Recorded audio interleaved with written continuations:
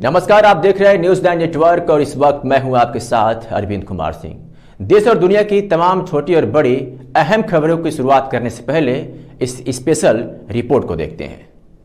विधानसभा चुनाव का जो है आगाज़ हो चुका है और चुनाव आयोग ने जो है तमाम चीज़ों पर पाबंदियां लगा दी है और तमाम पार्टियों को निर्देशित कर दिया है कि वो वर्चुअल संवाद करेंगे। ऐसे में सोशल मीडिया पे काफ़ी धड़कल्ले से पोस्ट की संख्या बढ़ती जा रही है। तमाम पार्टियां जो है धड़ाधड़ पोस्ट करती जा रही हैं, अपने एजेंडे को लेकर, अपने कार्यकाल को बता रहे हैं। आज पीस पार्टी के राष्ट्रीय प्रवक्ता हैं नेगी महाराज, मैं उनसे बात करना चाहूँगा कि आखिर इस समय जो है विधानसभा चुनाव को लेकर लोग कहते हैं कि राज तिलक की करो तैयारी, आ रहे हैं भगवाधारी, क्योंकि एक बड़ा सा एक तबका है जो राम मंदिर के नाम पर जो है वोट मांगने में लगा हुआ है और ये जो है डॉक्टर अयूब साहब को समर्थन दे रहे हैं, पीस पार्टी के राष्ट्रीय अध्यक्ष को। अब उनसे जानने की कोशिश करेंगे कि वो जो है किन मुद्दों को लेकर वो, और बाबा भी हैं और जो इनको कहा जाता है कि एक विशेष समुदाय से आते हैं, लेकिन इन्होंने डॉक्टर अयूब साहब को चुना है। ऐसे में जो है आप डॉक्टर अयूब साहब को किस तरह से समर्थन करेंगे कि कुछ लोगों के पास से ये मामला हट जाए कि आ रहे हैं भगवाधारी? जी, पहले तो आपका धन्यवाद, आपके चैनल से जुड़े हुए सभी लोगों का मैं स्वागत करता हूं। मुख्य मुद्दा ये है कि डॉक्टर अयूब साहब संपूर्ण मानवता के लिए कार्य कर रहे हैं, सभी समाज और सभी जाति के लिए कार्य कर रहे हैं और जो भगवाधारी का नारा लगा रहे हैं, हम कहना चाह रहे हैं कि ठीक है आप भगवा लेके आइए, लेकिन भगवा के साथ में वो कर्म तो कीजिए ना जो भगवान श्री राम ने किए थे। जी बिल्कुल। भगवान श्री राम ने कहीं पर भी किसी भी व्यक्ति के अंदर जाति से, उसके धर्म से या उसके अन्य कार्यों से भेद नहीं उत्पन्न किया। ये जो भगवा की बात कर रहे हैं ना, ये देश को तोड़ने का काम कर रहे हैं।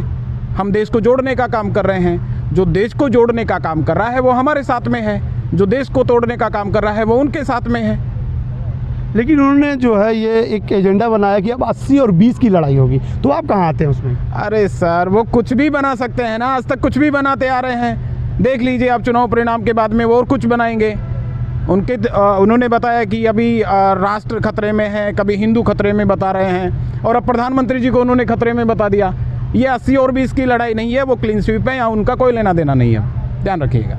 तो इस देश में जो है जिनको एक विशेष समुदाय को कहा जाता है, जो बड़ा समुदाय है, उससे खतरा माना जाता है, लेकिन आप जो है एक विशेष समुदाय से आते हैं, उसी समुदाय के साथ हैं जिससे खतरा बताया जाता है, उसमें आप सर, जो नागरिक भारत से प्यार करता हो उससे भारत को खतरा कैसे हो सकता है, मैं ये पूछना चाहता हूँ। मुस्लिम इस देश का निवासी है, इसको भारत से खतरा कैसे हो सकता है? राजनीतिक तौर तरीके से हिंदुस्तान के मुसलमान को बदनाम किया गया है, बल्कि जो इस देश में रहते हैं वो सभी इस देश को चाहते हैं। हो सकता है वो हिंदू हो, मुस्लिम हो, सिख हो, ईसाई हो, वो अपने कर्मों से हो सकता है कि गलत हो सकता है, लेकिन जाति और धर्म के आधार पर हम किसी को गलत नहीं कह सकते ना। ये इजाज़त किसने दी है? हमारा संविधान दे रहा है? बिल्कुल नहीं दे रहा।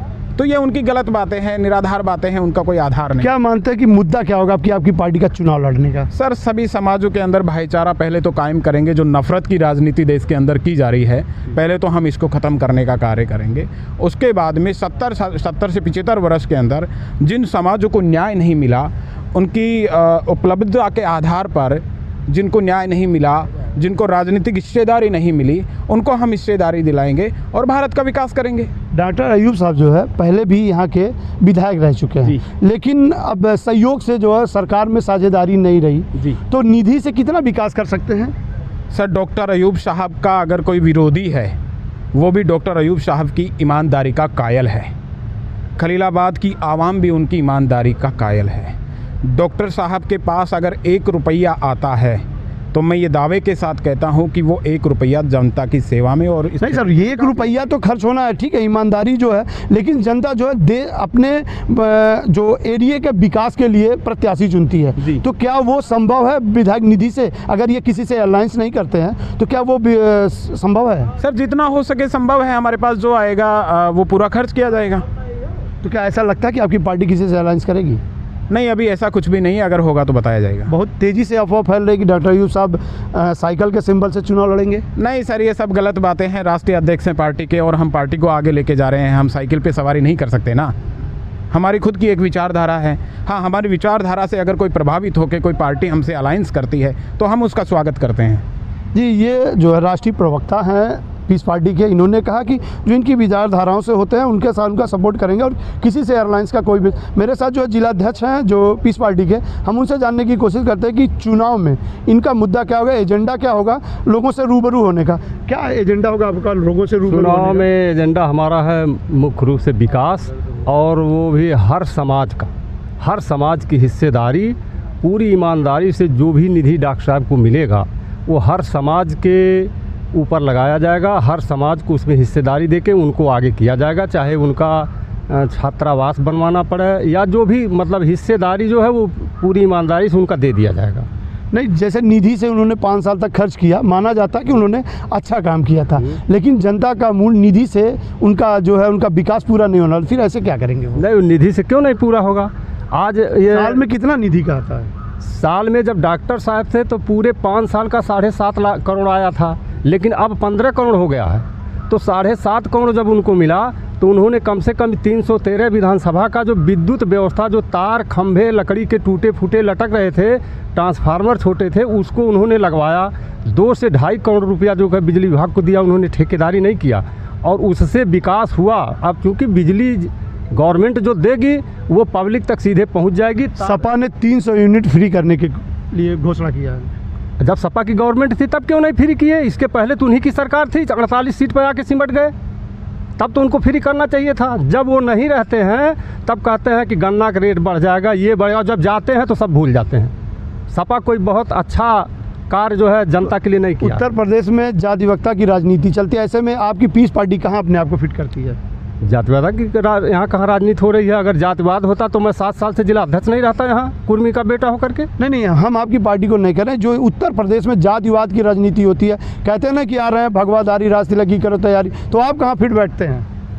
जातवाद की राजनीति जो कर रहे थे वो अब चले गए, अब जातवाद पर नहीं है। अब तो हर समाज 80-20 का आंकड़ा, 80-20 का आंकड़ा, 80-20 का आंकड़ा वो ख़त्म हो गया। अब केवल सामाजिक आंकड़ा आ गया, जो न्याय देगा उसी को जनता कुर्सी पर बैठाएगी। जिलाध्यक्ष का मानना है कि जो न्याय देगा उसी को जनता कुर्सी पर बैठाएगी।